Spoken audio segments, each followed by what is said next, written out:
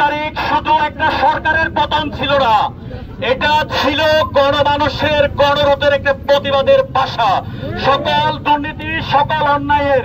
কিন্তু আমরা এখনো সেই অন্যায় থেকে সেই দুর্নীতি থেকে এখনো পর্যন্ত মুক্তি হতে পারি নাই।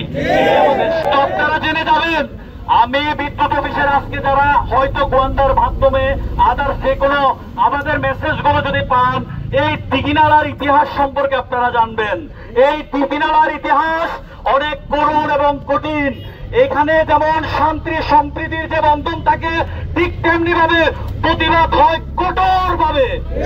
আপনারা জেনে নেবেন, এখানে অনেক কর্মকর্তা রাতের আধারে বালিশ দিয়ে পালাতে হয়েছে।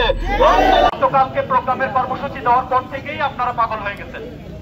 প্রকৌশলী আমি অমুক, একটু বাতাস দিলেই নাই, একটু বৃষ্টি হইলেই। এর চেয়ে আরো কঠোর আন্দোলনের হুঁশিয়ারি দিচ্ছি দিঘিনালাবাসীর পক্ষ থেকে।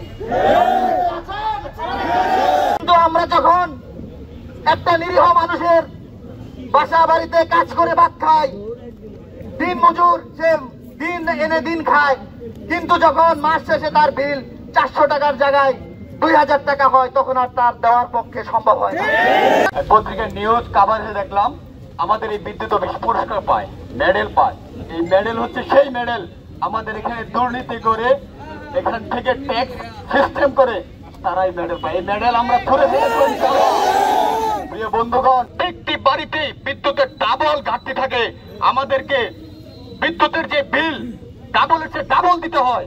এই বিদ্যুতের বিল কোথায় যায় সেই জবাব অবশ্যই তার জানি।